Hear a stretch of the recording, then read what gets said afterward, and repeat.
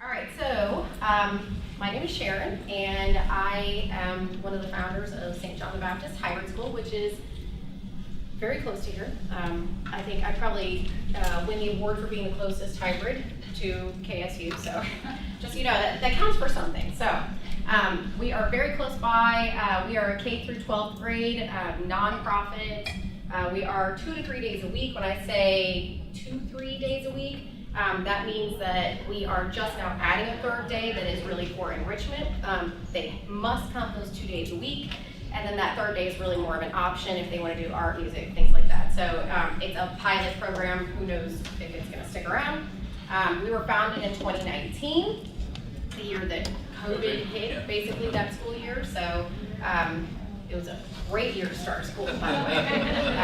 And we are now accredited by the Georgia Accrediting Commission. For those of you that are not local, Georgia Accrediting Commission is private, a private accrediting company, but they do a lot of public schools. So we are a non-traditional center by their standards. We have 82 students, 21 teachers. My husband and I founded the school. I do not have his last name, and he said we would never have kids until I changed my last name, and we now have 8 children, so I absolutely called his bluff on that.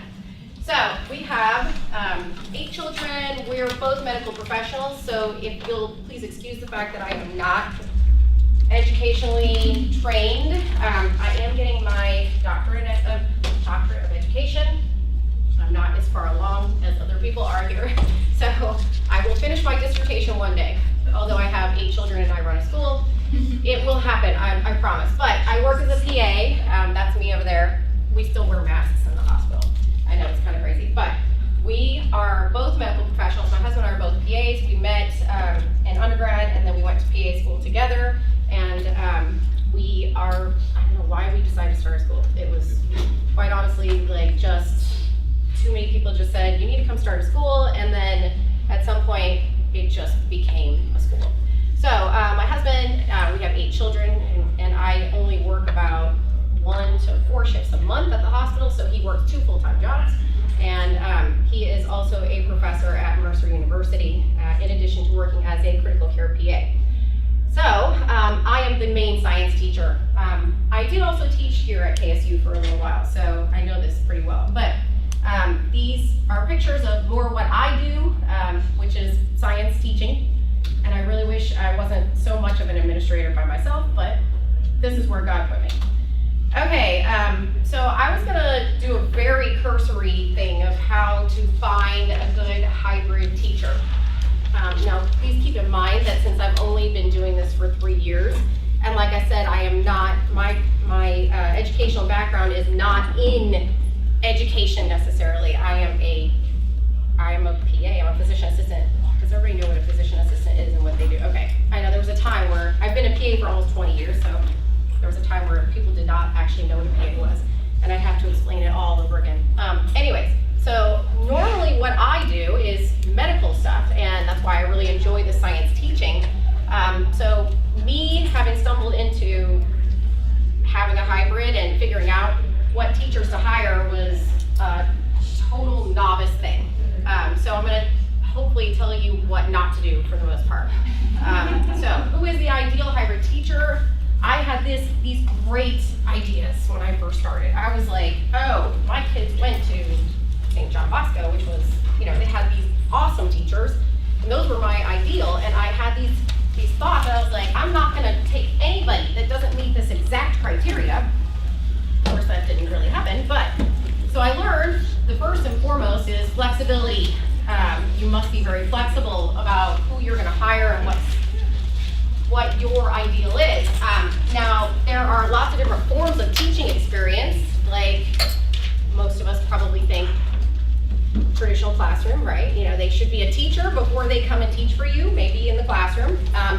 That's not always true. I have had some moms that were homeschool moms, but they just happen to have a master's degree, and they are awesome at teaching, and they transition into the classroom so well.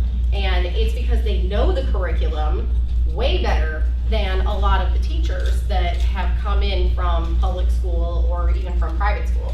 So I almost never dismiss a mom that comes to me and says, I'm thinking about teaching for you next year, and but I've never had any teaching experience outside of the home. I do not dismiss them at all. If they have a bachelor's degree, which I'll mention that shortly, then I will absolutely give them a chance, and we'll see what we can do with that. So in a workplace setting is something that y'all probably don't think as much about. For me, I thought about it a lot because coming from the medical field, I don't know if you know, a lot of you are aware of how medical training is. It's see one, do one, teach one. And I tell that to my science class all the time.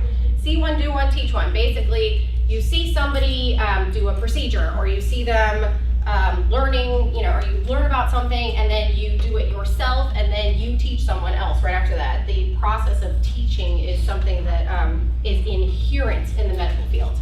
A lot of physicians will also be teachers at their hospital or at a college nearby. So in a workplace setting, to me that was an obvious thing. If they have taught before in a workplace setting, I think that's a great thing. I don't necessarily think that having an education background is a must. Now, this is an absolute must because sometimes you might get a teacher who is not open to homeschooling.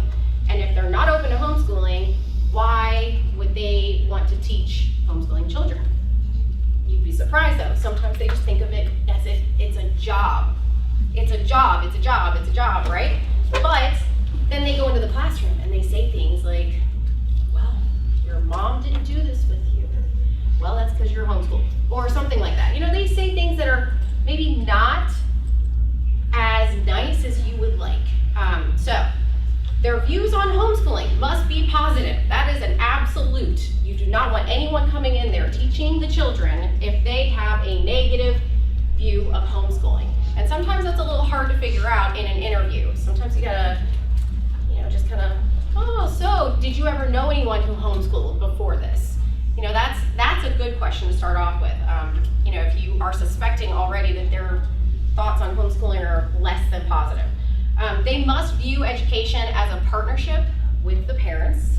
I mean, in a hybrid education, if they do not see the parent as a partner, then you've got to start over from like square one and retrain them for every single bit of the parent is your partner. And then they have to support parental rights. If they think that the parents don't have the right to do education at home, then that is not someone for you. All right, I've already said this. Background in education is a plus, but in my opinion, personally, it's not absolutely necessary. Some considerations that I have found, like I said, some mistakes that I've made over a period of time. Does the school require a specific college degree? Well, when we first opened our school, I was not accredited. So I had a really awesome history teacher. I mean, she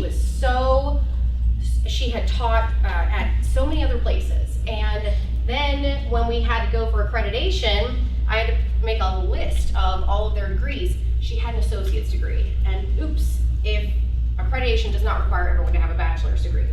So I had to, you know, reassign, rethink a couple things.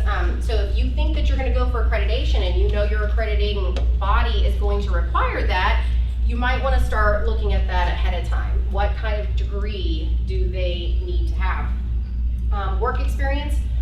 I love high school teachers that have had a lot of, they're basically content experts, right? They're not education experts necessarily because they've worked out in the field. I love that personally.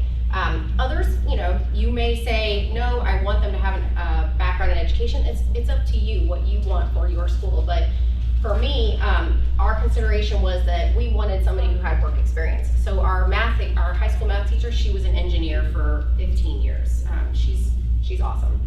All right, is the school gonna be able to provide enough hours? I think that's like the biggest issue for a lot of hybrids. Now, if you're on double sessions, that's so much easier because you can have teachers that are there more hours, but like like for our school, we were only Monday and Wednesday, especially starting up. And we had a lot of people apply. And they're like, oh, so then the rest of the 20-something hours is at home, right? Getting paid. I'm like, oh, no. You're getting paid for the Monday and Wednesday that you're here. You know, there may be some planning hours here and there, but it is not a 5-day-a-week thing. So it can be very difficult to find people that, especially teachers, that only want those 2 days a week, that only want those 3 days a week if you're not on a double session. And then the teachers' expectations of not just their hours, but their benefits, academic support for learning disabilities. I don't know what everyone else's experience is, but our homeschool community has a tendency to have a lot of undiagnosed learning disabilities. And I had a couple teachers that in the very beginning, they said, oh, this 5th grader cannot read. I'm like, oh, that's very interesting. Maybe we should do something about that. And they expected that it was gonna get taken care of. And I expected the teacher was gonna take care of that. Like, use your experience, teacher. This is what you do, right? And she looked at me and she's like, no, I came from public school. We had people that did that for us. And so it was a completely eye-opener for me personally, because I didn't think a whole lot about it. I just thought, wow, what are we gonna do now with this 5th grader that cannot read?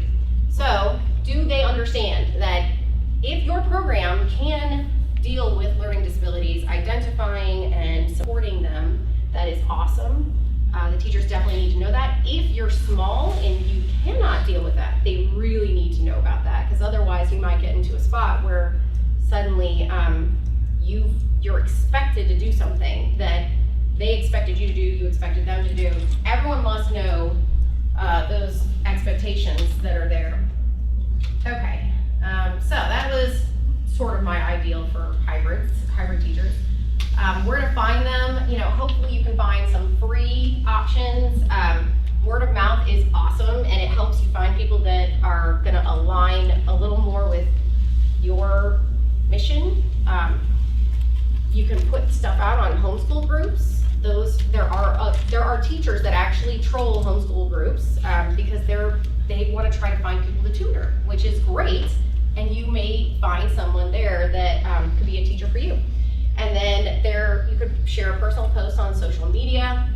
I like the homeschool groups on social media because sometimes that is a good target audience, especially if you're looking for teachers who have done homeschooling, because those two things put together are a really great combination for a hybrid homeschool teacher.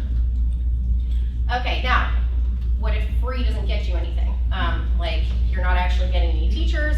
There are money options. These are actually my least favorite options, not because of the money, but because when you go to job websites, you're casting such a wide net that you're really going outside of your mission. I mean, I have had bartenders apply. I've had people that were, I mean, and that is for real. Like, there are bartenders applying, and I look at their resume. The schedule works. Let's be honest. I would exclude that. That is what my husband said too. He's like, oh, they're gonna bartend at night and they're gonna teach for you during the day. I'm like, that should not be the thing here. But there just are so many people that think, oh, I could teach. There are a lot of people that think they can teach with some of the most insane backgrounds that, you know, and like I said, flexibility is key. And there are times where I have dismissed a person's resume and then someone else came along and they're like, I don't know, I feel like we should give this one a try. So, you know, there are times where we spend a lot of hours interviewing people, and you just gotta get that either telephone or face-to-face time, and then realizing whether or not this is the right person. So job websites though, you know, it casts a wider net and it makes you question our society a lot, but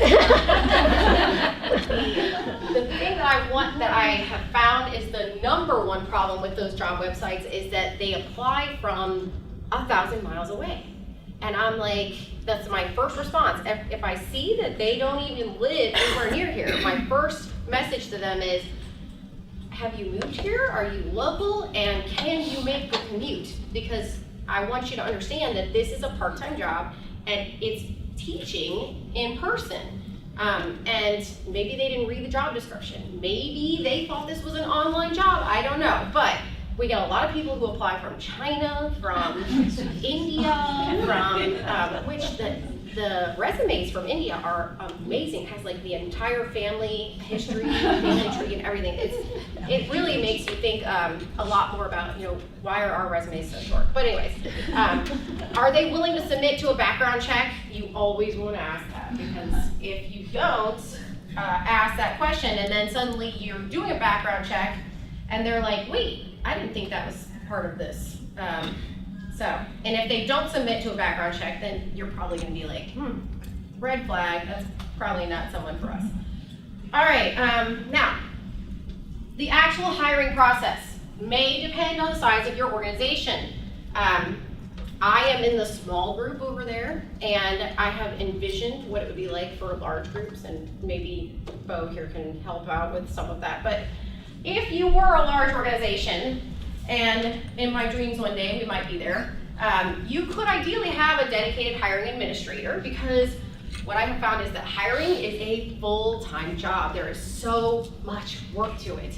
You have to coordinate the interview time, you have to interview the candidate, you have to check their references, you have to make the offer, negotiate, all of this stuff. And it's a lot of work, especially if you are trying to fill 10 different positions, things like that.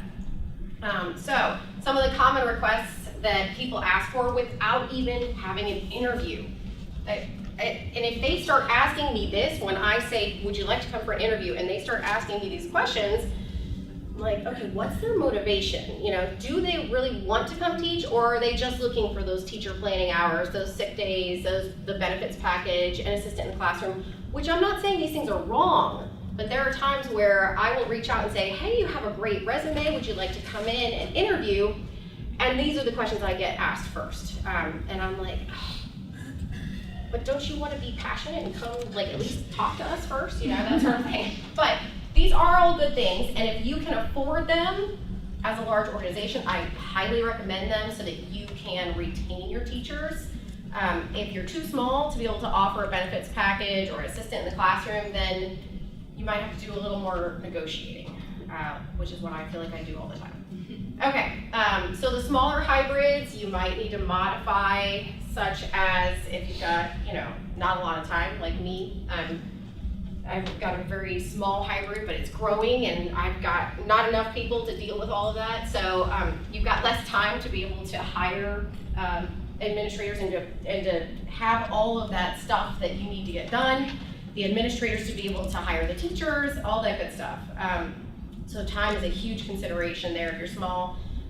If you have a small budget, it's great if you have reduced tuition for your families, but then it's not so great if you don't have a very competitive pay for your teachers. It's a lot more challenging to be able to hire teachers if you're only offering them a smaller pay than what they could get somewhere else. Now, other things that I thought about when I was, our very first facility was sharing with another hybrid, and we were told the teachers had to leave the rooms completely empty at the end of the day. I'm talking about, we had to break down all the tables, all the chairs, take everything out, no books could be kept there, and we could not afford manipulatives.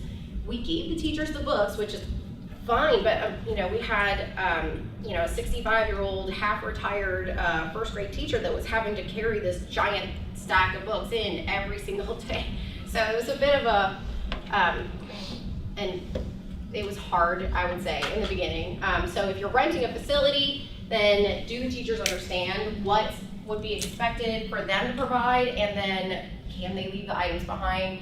It's a much bigger issue than you think, because unfortunately they don't like having to carry everything, which I don't blame them. All right, so the teacher training. So hopefully if you have made your schedule and you've gotten everything done in time, hopefully you're able to do the training over the summer. if you're like me and you just barely hired like the last teacher in the last week before school started, then you're rushing like, oh, okay, wait, let's do this, and sending video links by email because it was the last person to be hired.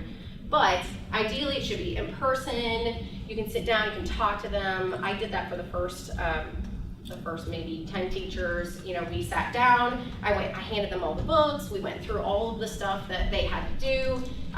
We went through how to use the system, all that good stuff.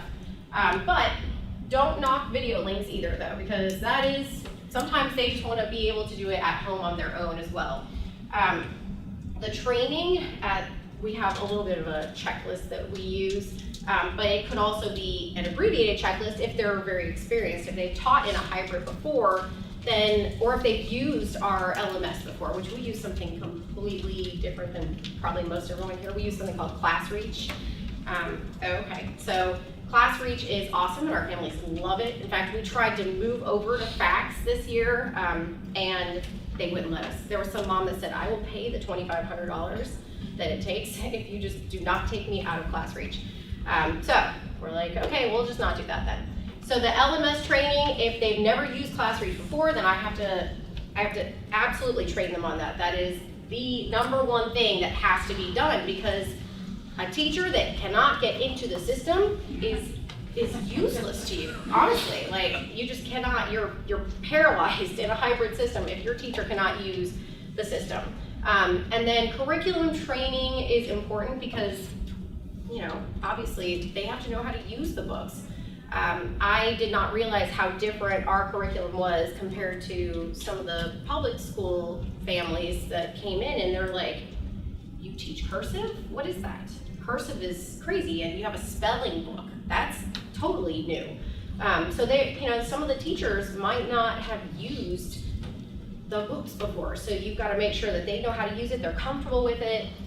Communication training, because communication is obviously super, super important in a hybrid. I get all the complaints from the parents. Whenever a teacher is not communicating enough, I get that complaint. So I want them communicating more, because I want them to be able to say, oh, the teacher, yeah, she let me know this, it was on the lesson plan. I want them to be able to know exactly what to do. The parents need to know what to do. And then also the facility might have some training. Like, we're at an Episcopal church and they want us to do the Episcopal children's training program that all of the people do at their facility. So you have a couple considerations there for that. Now, each of these steps is definitely unique for a hybrid. A hybrid teacher has to have lesson plans that are able to be understood by parents, by children, because are you honestly going to pull up your 15-year-old's lesson plans and read it to them? I hope not. If you're at that point where you're reading your 15-year-old's lesson plans to them and saying, okay, this is what you do today. At the age of 15, hopefully they're reading it themselves and they're able to figure out that they need to get their math book out and that they need to do these pages. But if a teacher is not putting that adequately on the lesson plan, then there's going to be an issue. They're not going to get their work done, and then you're going to be hearing about it as an administrator. So the hybrid curricula also, like I said, is very different. It may have other things that people are just not used to. And if there is not that clear communication about what you're supposed to do and how everyone is supposed to use it, then you're not going to be as successful. All right, now, something that we have now just recently instituted was a teacher mentor. Praise God, I have a teacher mentor now. That's not me, by the way. So she does it all on her own. She's assisting the new teacher. She does a bunch of the interviews, and then she checks in with them periodically. We just had a complaint about one of our substitutes, and I gave it to her. I was like, here you go. So the teacher mentor has been awesome. If you can get one, and if you can make it happen, the teacher mentor is wonderful to have. And then all the best intentions. I can say that have been what I thought was going to be the perfect hybrid homeschool teacher. Like, it was, I mean, perfect paper. They showed up, like everything. It was. I thought for sure, this was gonna be the most wonderful hybrid homeschool teacher. And then eventually at some point, it came to like some sort of a, I don't know, something came to them and it seemed like their motivations were not the same. And so if their motivations are not there and everything is not in line with what your mission is, it will eventually come out, and it will, throughout the year, be something that you have to deal with at some point. So just be prepared as best you can, to make sure that they are right for your hybrid, but don't be surprised if there are other things that pop up and you just have to deal with it and move on. But hopefully you have a great year instead of discovering things that you didn't realize prior to hiring them. So anyway, that's the end of mine. So, and this is Bo now. Thank you. Well, Sharon's stolen all the thunder now, so told you everything you need to go know. But here's the deal. I want to kind of poll who I'm talking to.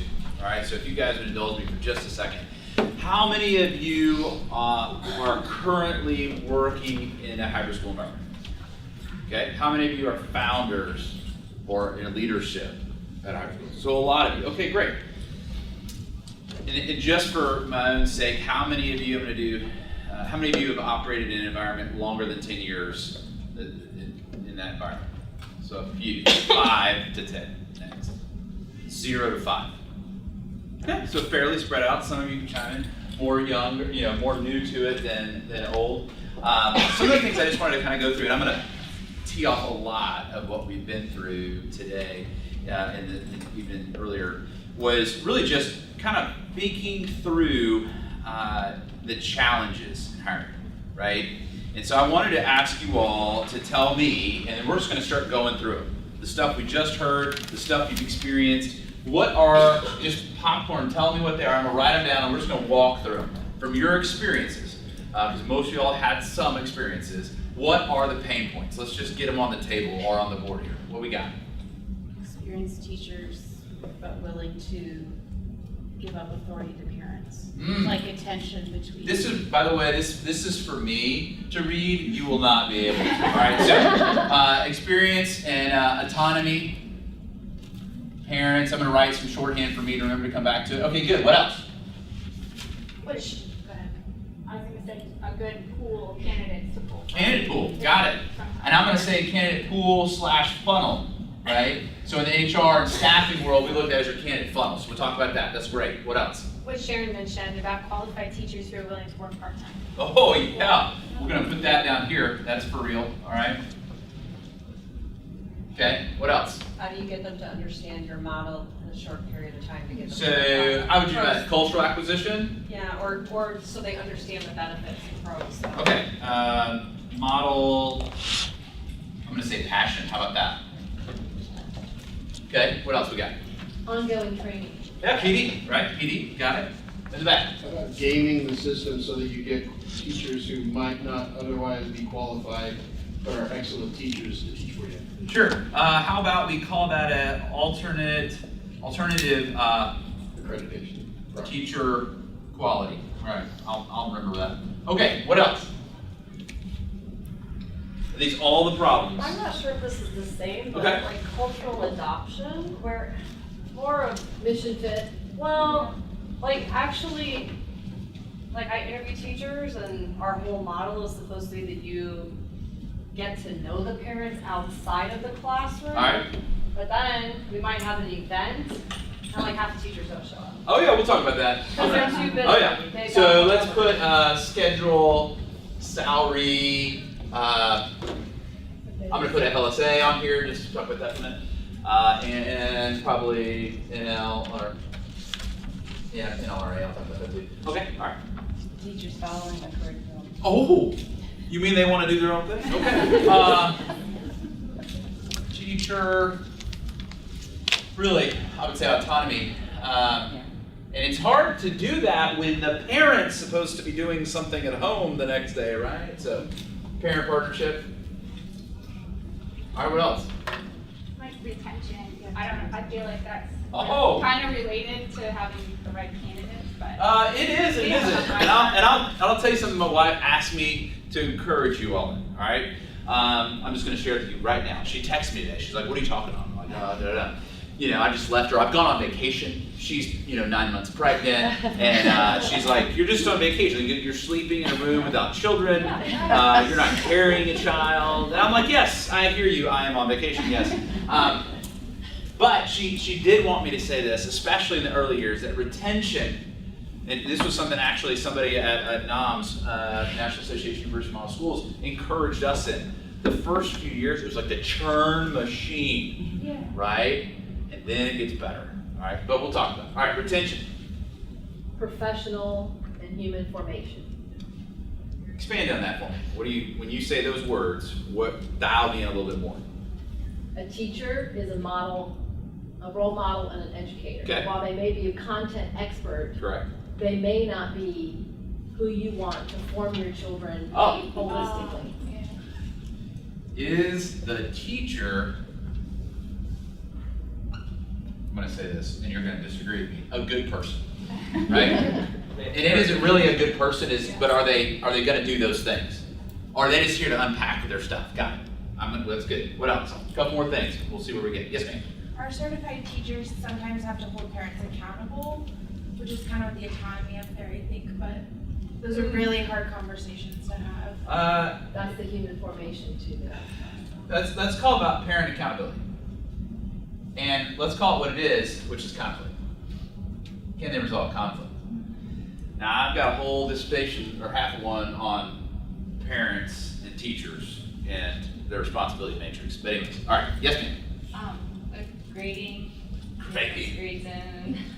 Being the executive function that's required of a teacher? Yeah.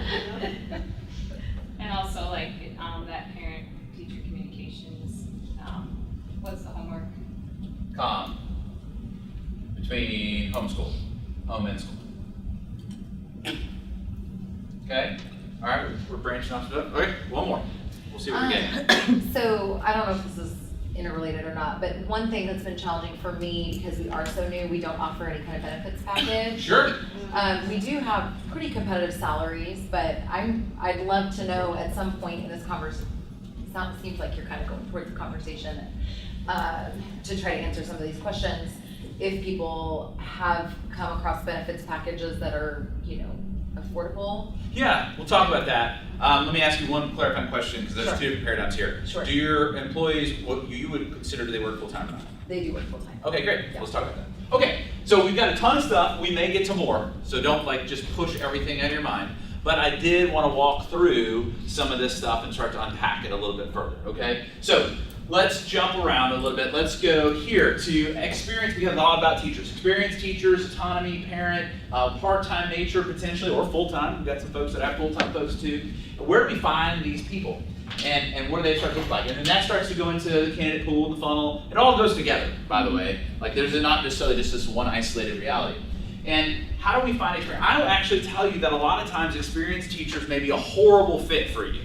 Okay, and here's why. If they've been teaching for 20 years in their classroom where they are the king or queen, which by the way, I don't know about you guys, but in Texas classroom, depending on the public school you might have taught at, they can walk in and say, here's your teaks, here's some books if you want to use them, do your job, there'll be a test, and we'll determine whether or not you did a good job. Okay? That is a very different reality than they're a good teacher who partners with parents. And we have an entire education system that's set up to say, we're the expert school, we get funding for this, we're in charge, but if your kid's not successful, by the way, don't blame us, it's you, the parent. Now, we don't give you a seat at the table. We don't teach you how to help and be a part of anything other than being a logistics coordinator, get your kid here and home, and we take that away from them because of bus service, and we don't even bring food. We'll provide food for them too, because we get money for that in a public paradigm, okay? So, parents are sitting inside of a system that the entire process is the teacher is the king or queen, right? However, do it my way. This is the way I want it in my classroom. This is my four walls. I will decorate it how I want. I will nest how I want. I will do everything. If they've been used to that for 20 years, to bring them into your school and reprogram is an amazing feat, right? Now, I'll take a teacher who taught for 3 to 5 years. I mean, got married, had some kids, decided that she didn't want to go work for 60 hours a week and do all that, that's a winner for me. Okay, so where am I going to find those people, right? If they come right out of school and they got a teaching degree and they haven't gone and worked in public school for 20 years, that sometimes is a great candidate for me, right? It's hard to take the long-time teacher and reprogram if they've been doing something totally different than what you've been doing. Now, at the same time, can I take somebody who maybe has never taught in a traditional classroom and make an amazing and have them be an amazing teacher? The answer is absolutely yes. Now, depending on whether or not your micro school might be a different set of answers than whether you're a hybrid or university model school. I'll give you an example. So, and I think prime example right here in front of us, right? We have a medical doctor that's teaching our AP Bio and AMP, right? How in the world they teach 2 or 3 classes? I could never get that in a 5-day public school. Why? Because she's a medical doctor and she'd be doing other things. She has a practice, right? She teaches medical school and one of her other things that she does, but she's got some kids and she's got a practice that she works at about half the time, and then she teaches a couple days, 3 days a week for 2 hours, right, for us. And that's an amazing teacher who's passionate, by the way, about biology and anatomy, physiology, right? So there's some opportunities. So sometimes you start going, hey, it's the engineer who can help with math. It is and we have all these set of people, right? Particularly moms. But today, I'll tell you, we're getting more and more of our men to show up, and our dads even, because they have alternative work schedules all of a sudden, far differently than in the past. And they're like, I want to be at the table, I want to see. But what's the thing that we do? Whether you're micro school, hybrid, whatever label you put it on that university model school, are you giving them a seat at the table? Right? Are you giving them an opportunity to participate? A true one. Not one we just say when we need an excuse for why a kid's not doing bad or doing well. Okay? So, where are we going to find this? This expert teacher. I don't care if you're an expert teacher. I do want you to be an expert teacher. I don't need you to have 20 years of experience in order for you to be a great teacher. Okay? Now, we'll come back to this. PD. PD is super important. PD is how you start affecting your culture. You want to talk about cultural acquisition, some of the other things that got talked about. I have to be able to explain my culture and who I am and what I believe and why do I believe it and why should I be passionately excited about getting to a classroom every day to affect children and partner with parents in order to accomplish that. But that starts and ends with me being explicitly clear about what that is and why it is that way. And then I have to spend the money to invest in PD.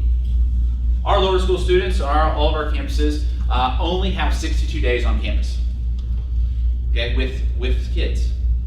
Prior to school starting, okay, I have 8 days of PD for those lower school students. In addition to that, I have half a day, every month, and then a full day at the beginning of the second semester and a full day at the end of the semester.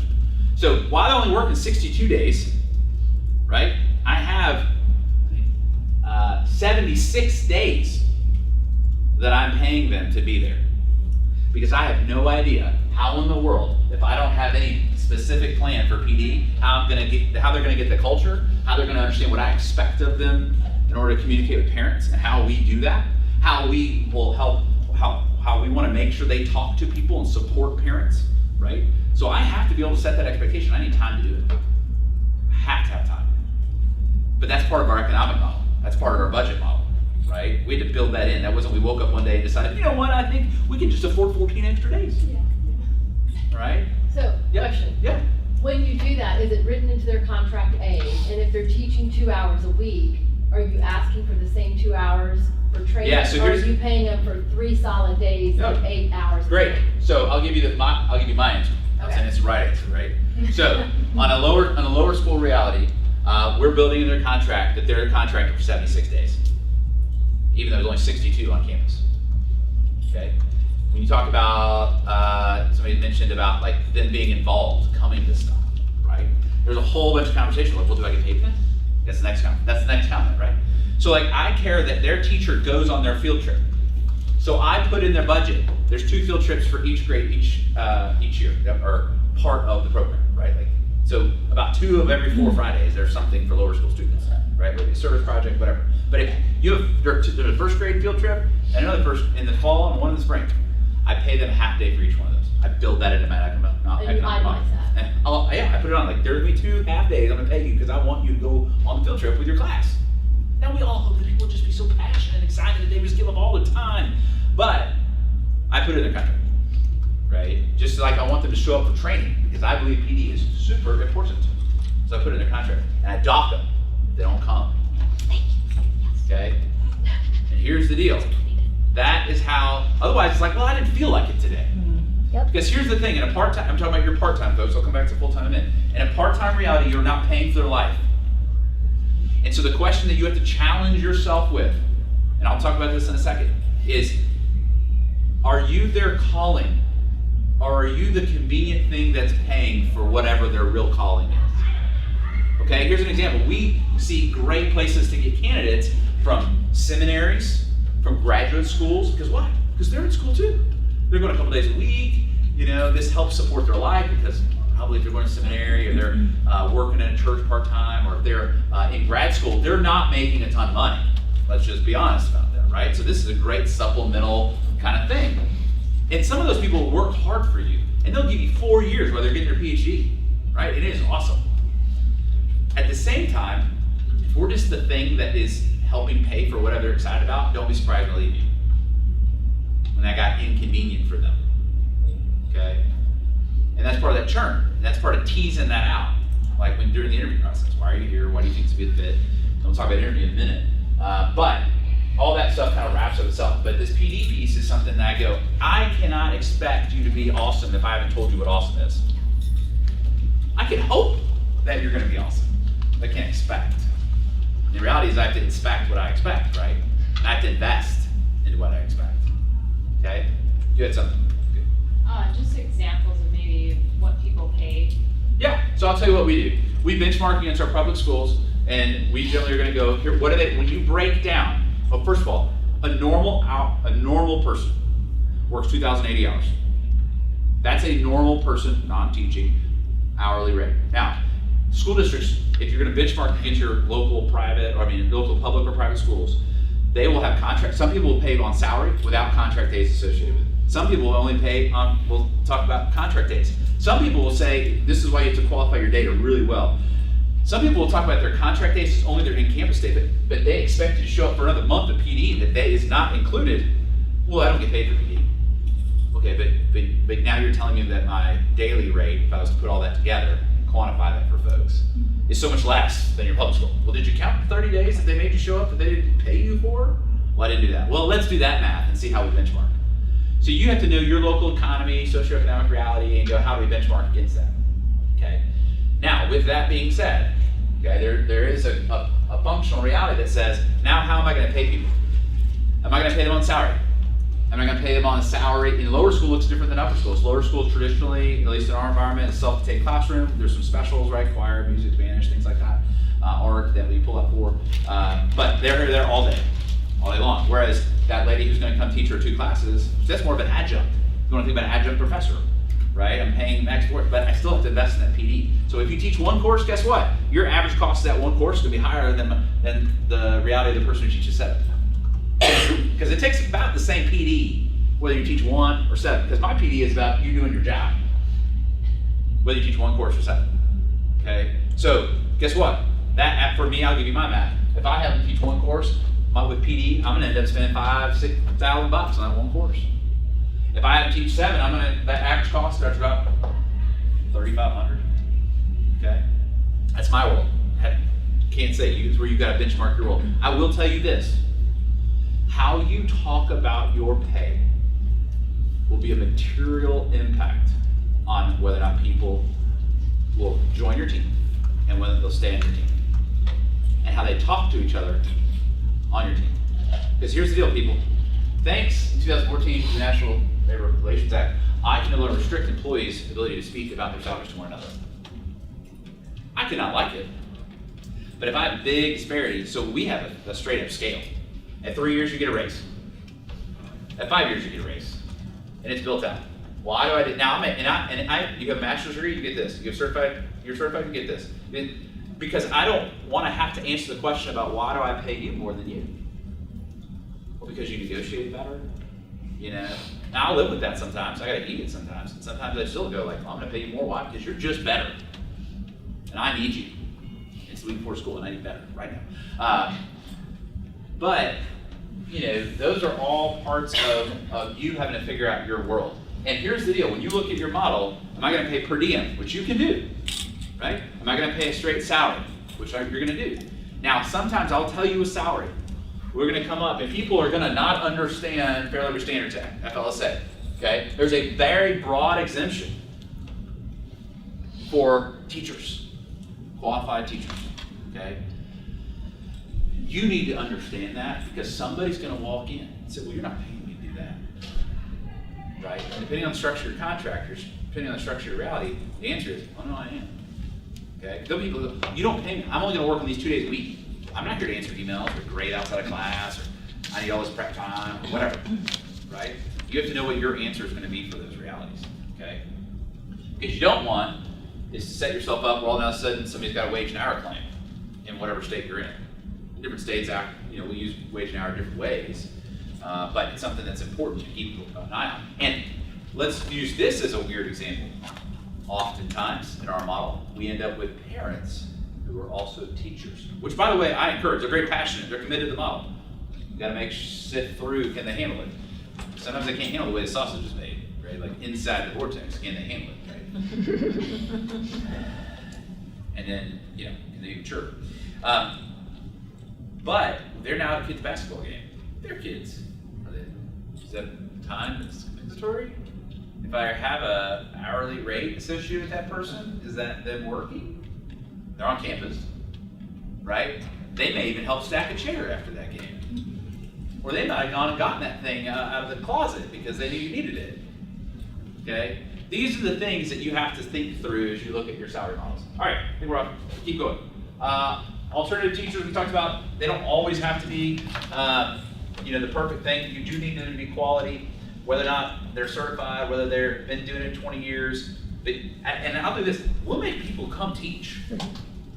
Like if this time of year, if I'm interviewing somebody, guess what? I'm gonna put them in a classroom with some kids and see how they do. The harder ones, when you hire in July. I have done this. We have a few kids at our house, right? So I have literally gone and put them in a classroom at school and say, great, teach them. Because I want to see if they can teach. I want to see if they can classroom manage. I want to see if they can do those things.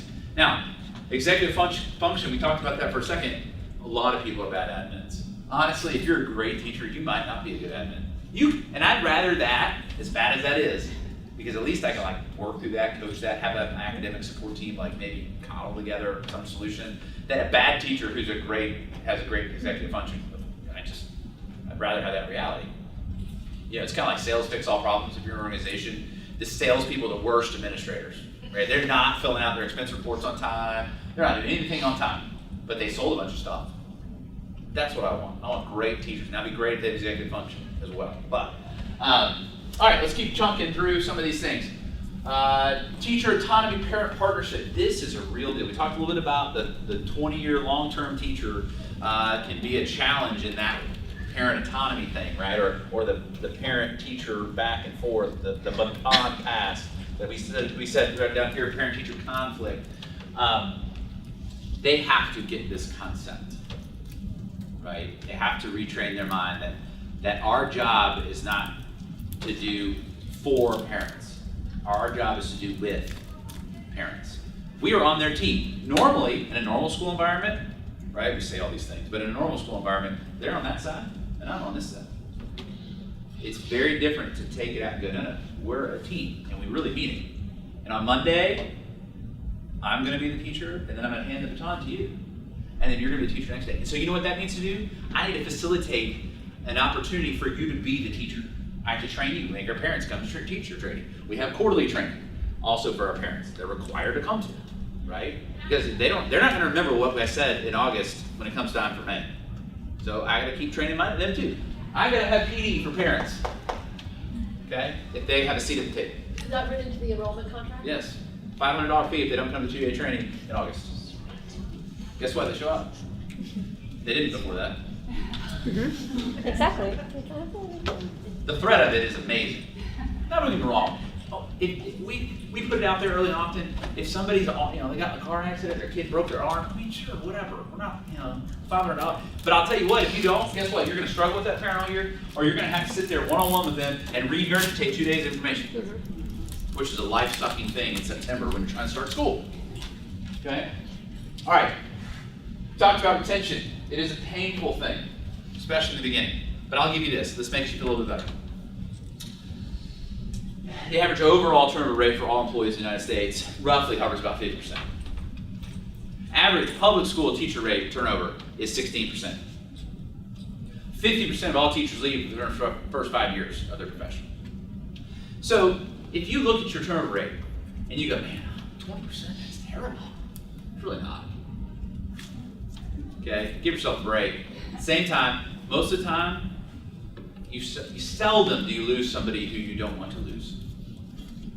Sometimes a subtraction is an addition. Okay, so don't fight it. And honestly, here's the reality.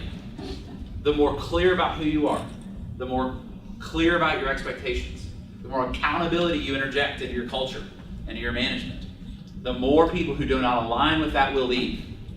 And your life will be better and better and better. Your families will be happier. They will know they're getting a consistent expectation between 2nd grade and 4th grade and between 9th grade. Now you have to explain to them that reality will change, right? You mentioned like they should be able to have 15-year-olds should have some executive function of their own. I don't give lesson plans to 5th grade and up. There's no lesson plans to go home. Why? Because you're not teaching. In our model, we had a 3rd day.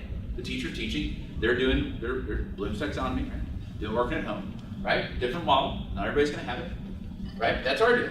But I have to explain that and walk that out. But grading, all those things, commitment between home and school, we gotta be real clear about that. Is the teacher a good person? That's a great question, right? We're in a religious environment, right? I'm gonna hear their testimony of faith, I'm gonna go through those things, but at the end of the day, it doesn't mean that are they there because they care about the kid? Or there because it's convenient for them? Are they there because they need a job? Right? There are things in the interview process, and I can talk for hours and hours on the interview process.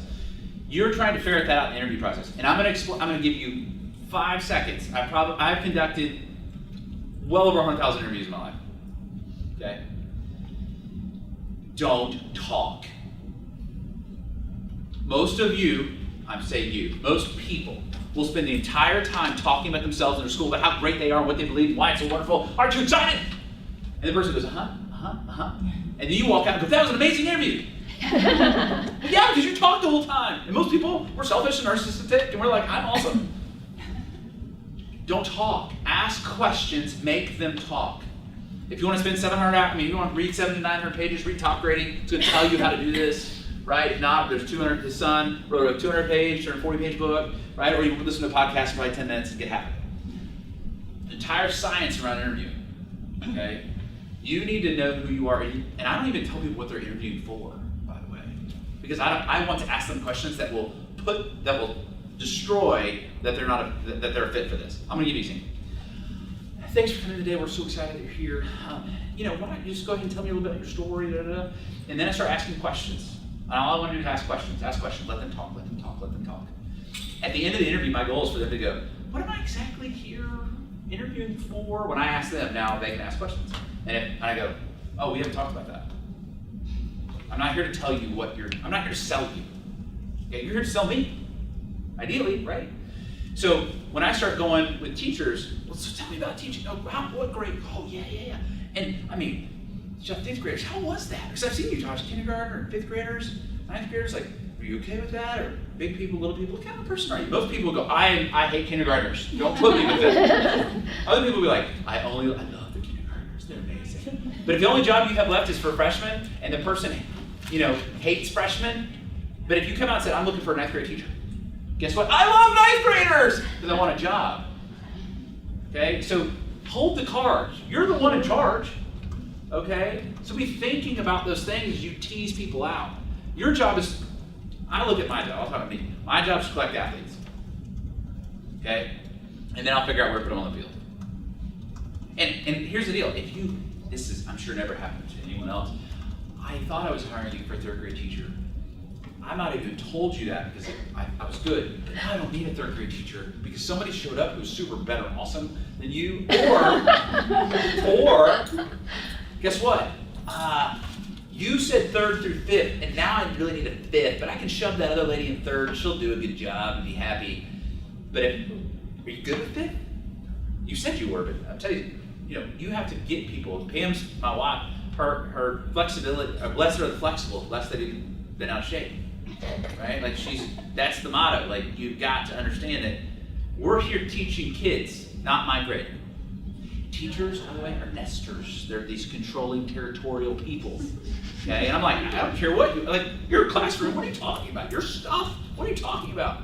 Okay? I don't understand it. Okay? But that's what they are. And so we don't let our teachers in the room till a day before school starts. We own our own building. Why? Because I don't want them to nest very long, lest they need more stuff. Okay? Alright, sorry, totally off topic.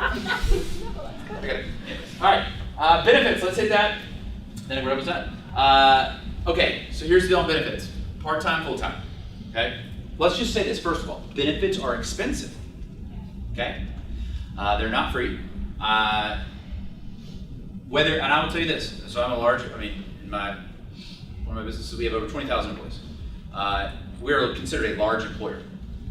Okay? Benefits are still expensive. Okay? Big, small, and different, it costs money. So here's the thing you gotta figure out. Now, it doesn't mean that you don't want to have a benefits offering. If you're a part-time reality, that's gonna be very hard to do because they're not going to give you a plan in most states. Okay? Let's say you have full-time options, or you have a handful of people who are full-time. Okay?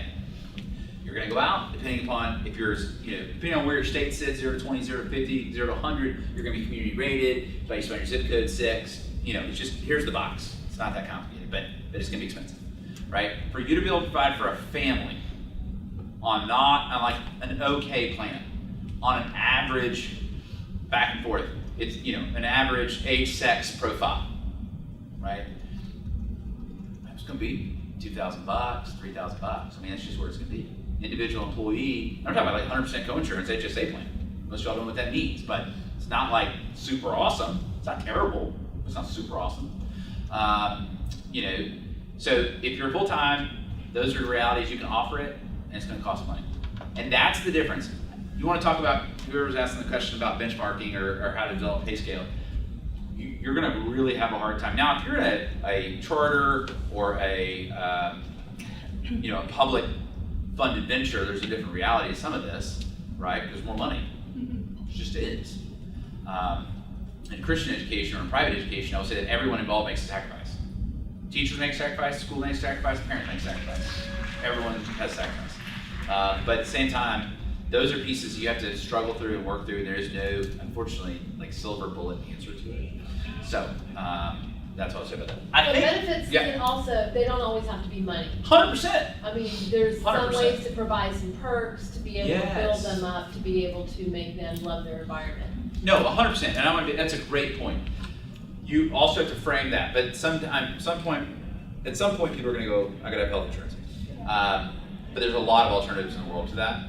But just kind of keep when I was addressing the benefits piece there, but what is your culture and what is your community and how do you get people aligned with that and what can you give them in alignment with that? And I'll also tell you as founders, if you're in a private pay environment, be real careful about just giving away the world to your staff out of the gate if you're early on. And the reason for it is you want to, but it can also economically hurt you, okay? And it's hard to come out of that tailspin sometimes. So be thinking about that, on a skill piece. All right, we're out of time. I think we got through a bunch of the stuff, or almost everything. So thank you. It was great.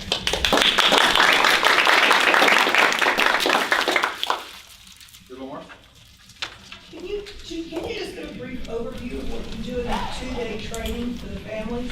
Yeah, absolutely. So that really is our time where we're trying to also get them to get culture.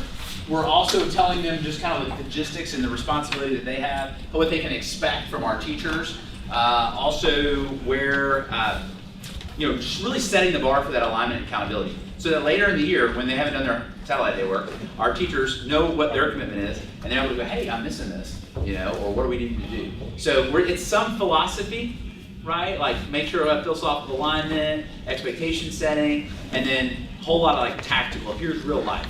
And then they also, during that time, will also have a breakout time with their grade level division, where they're able to hear about the next quarter's projects and, you know, how are we going to use the book? And if you're in elementary school, how are we doing, you know, spelling training? Because we're going to use, you're going to have different things. So like, we're going to use, what is your curriculum? We use the Spalding method for spelling. Well, not everyone's going to understand what that means, right? So like, I have to train teachers or parents, right, how our particular curriculum track is and how it works and what they need to know in order to be successful. And what that lesson plan, when it comes home and it says this is what we're talking about. Makes it good? All right, awesome. Thank y'all.